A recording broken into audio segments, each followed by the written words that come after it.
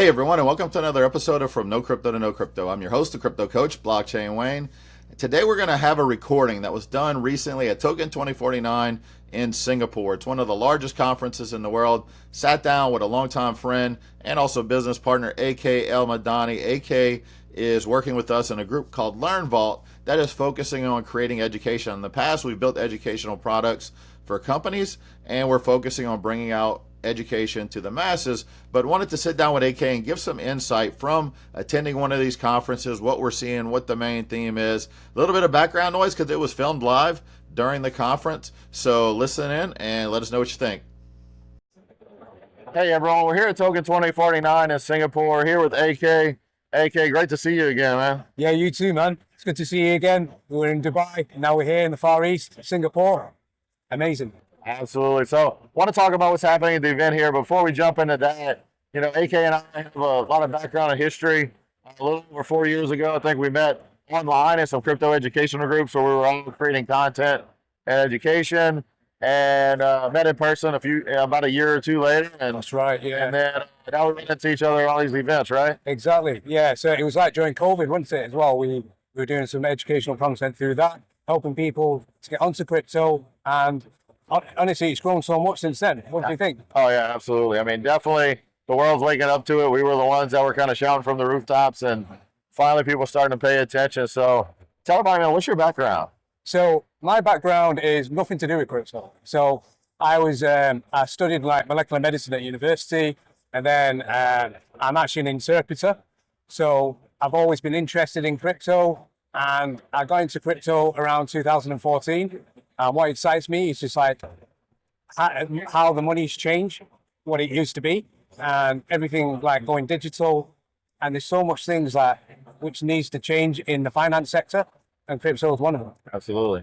Not just change. I mean, more people need access, right? We take it for granted in the countries we live, you in the UK, me in the US, that we have access to financial systems and financial tools. And there's a large portion of the world that's excluded from that, right? 100%. It helps the unbanked to be banked. Yeah. That's what I like about it. Absolutely. You know, and my background prior to this, it was not crypto either. I was in corporate retail management, and basically I realized that I didn't really enjoy certain aspects of my job, but the parts that I really enjoyed were helping to teach people and educate others. Because when you can help other people do better and learn more, advance their career, right? It's a satisfying job, like you're actually making an impact in the world. And so how we met was we both had that same passion for education, teaching people. You've lost some money in the early days. I did as well. I mean, different things that just weren't legit, and we want to help people understand crypto and blockchain is legit. But just like any other industry, there's scams, there's Ponzi's out there. There's also bad companies that they don't mean to scam, like lose people's money. They're just not good companies. That's right. You know, they don't last, and people lose money, and but the technology itself is gonna flourish. Yeah, and it's still early days. Like since Bitcoin started back in 2008. Yeah. I mean, look, it's been about quite a few years now. So it's like 15, 16 years that we're approaching. So, and I feel like so much has happened in the space, and it's the future. It's going to help people. You know, we're in a different world now. We're going to need crypto to help us.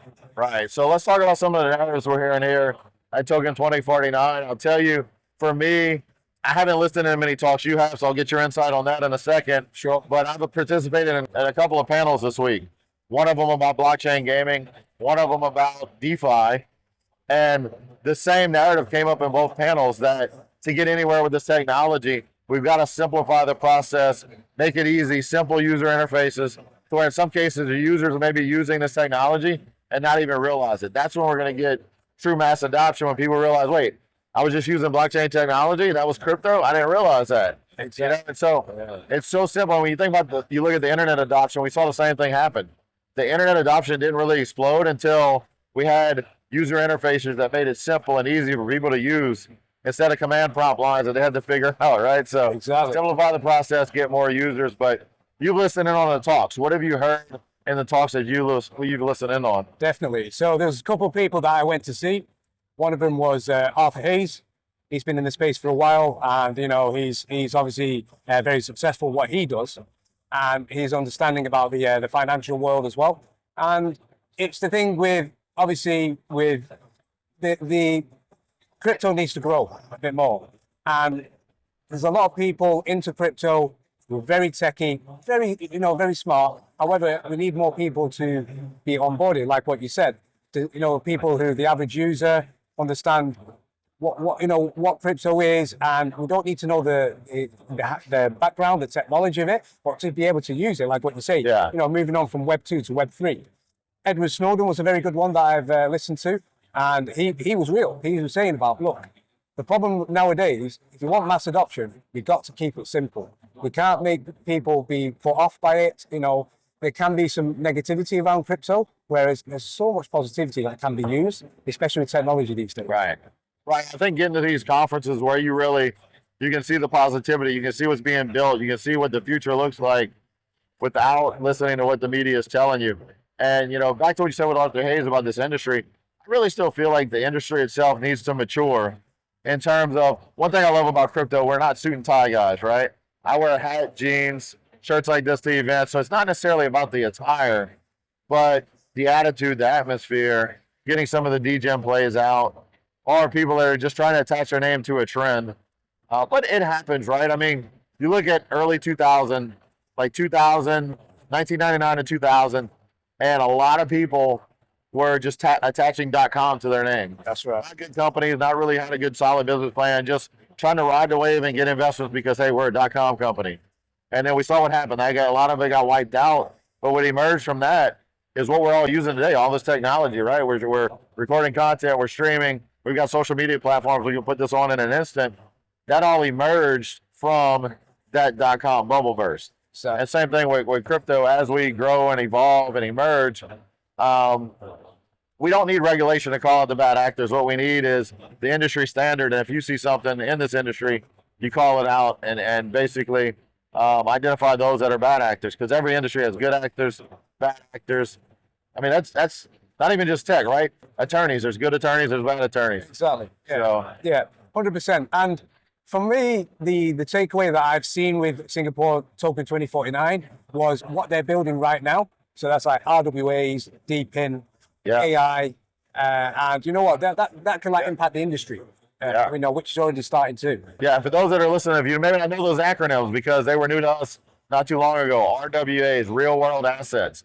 Having tokenization represent ownership of a real world asset. Imagine the easiest thing to break it down. Imagine the title for your vehicle or your title for your home being represented by a token on chain, right? And then, there's so many other assets that can be tokenized. That's real world assets. DeepIn, you mentioned DeepIn, right? That's correct. Yeah. Decentralized physical infrastructure. Basically, similar, think about the Internet of Things, interconnected devices. Building these decentralized networks all over the world that are not just nodes running a blockchain, but decentralized infrastructure to where you can do different things. One of the first things that comes to mind is Helium, right? Helium is a company to where you can run miners in your house and you can earn tokens, these little bitty devices that are providing cell phone coverage for people and network coverage for Internet of Things. Exactly. And now a lot of people are using Helium for their mobile phone contracts. Yeah. And it's just a lot more affordable as well, Yeah. comparing it to big organizations that are using it. So I do feel like, that's the future of it. Yeah, and not only that, I mean, some of these like Helium, you need to get a specialized device to participate in running the network. But people have devices all over the world. People have routers. They have computers that they're not using full capacity.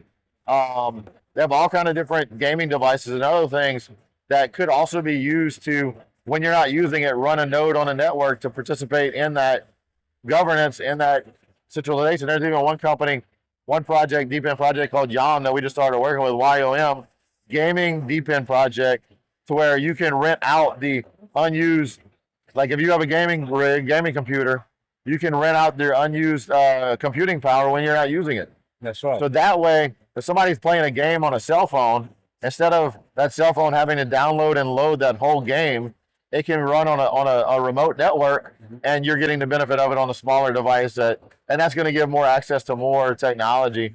Even when people may not have a device I don't have a gaming computer, but I can utilize that technology. Yeah, and that paves the way for me. It's changing the industry. Do you know what I mean?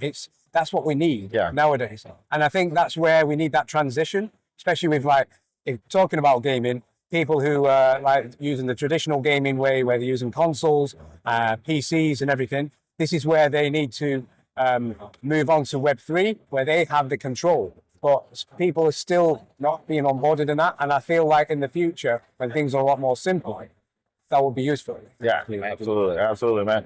Yeah, so great stuff here. The biggest thing, my biggest advice to people, get out to conferences that are near you, or travel if you want to. I know for me, the game changer, I'd already been in the space for a few years, and in 2018, I started hitting conferences to see, is this real? Because the market was down in 2018.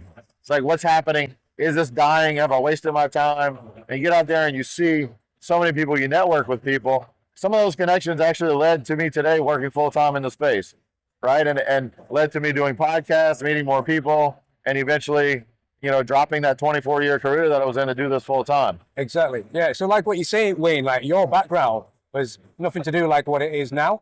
And like, look what you're doing now. You're helping people, you're educating people. And what's so important, education health. If you educate people, that's the tools that allow you to progress in life, to be able to do anything you want to do, and doing it the right way. And that's what's so important. That's why we're in this industry, to help other people. And the catch-22 for most people looking to get into a career is, before they get hired, they're looking for people with experience, right? That's right. How do you get experience if you haven't worked in that industry before? So it's a catch-22. With this industry, so many people, we're not looking for experience, we're looking for creativity and people that can help move it forward. And then, what is your specialty? Is it teaching people? Is it creating content? Is it building educational courses? Do you want to be a developer? You can get in.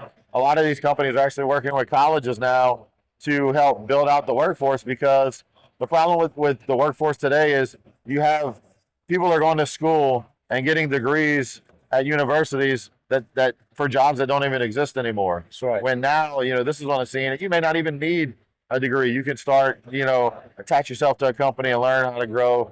But my challenge is get out to these conferences, get out to these events, see what's happening, and pay attention to the narratives, because that helps you see what's coming. I mean, I see, on top of what you said already, I think DeFi is starting to see a reemergence. We're going to see like DeFi 2.0, where it's really going to revolutionize finance in terms of just providing access to more people. And I think we're going to see traditional finance, they're going to start to use decentralized finance tools to simplify their companies, bring on more users, offer different products that you couldn't offer before. And also, just to add to that as well, and let's be real, the world it's a different place. I'm talking about like with security and feeling like nowadays, like government control, people's human rights are being taken away. And this is where the importance of privacy needs to come into this. Yeah. And that's a factor that needs to be considered in crypto. Obviously, yes, it does need regulation, but we do need to see privacy in crypto as well. Right. That's, I think, what we're going to see with decentralized IDs, where I can verify my citizenship, my age, without having to give you all my private content, like my name, date of birth, everything else, right? Being able to verify something on chain, a credential that says, yes, this person meets this criteria, without me having to give you all my sensitive information. Exactly. So that's one thing. But yeah, you're right. I mean, privacy is a basic fundamental right. And that's the other thing. I mean, today we use social media, we talk on. Well, you and I have a conversation, next thing you know, Google's showing me ads about it, right? Exactly. You sign up for one program, and next thing you know, they're selling your data everywhere else.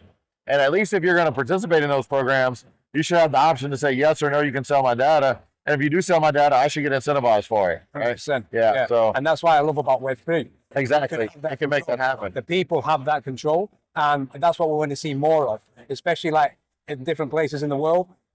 We see that a bit more in the West, but however, over like in the East and other like countries, they don't have that. They don't have that opportunity, and this is what Web3 can give. Yeah, absolutely, man. Been a pleasure catching up with you today, chatting, man. I definitely would recommend. Final words for me is continue to go down the rabbit hole of education, no matter where you are in your journey of crypto and Web3, because it's going to be the future. Just like 20 years ago, everybody was an internet company. Now you don't call any company an internet company because everybody's online. 100%. Yeah. You're not going to call people crypto and Web3 companies in the future, because every company out there is going to use some aspect of crypto and blockchain technology and Web3. So you have to learn about it. Be early or be late. It's up to you. You got Final words? And that's the thing. Like for people to be successful and pioneer, you need to get into the space early so you can start leading the way in the right way. Because that's the thing. A lot of people need help, and helping people is so important to be able to make a better world. And crypto blockchain can do this. And I already see this already. So it's changing the narrative that we need to bring on board people to do it the right way. And that's the power of blockchain. All right, AK. Yeah. Great having you. You too, Peace man. out, everybody from Singapore. Take care. Take care.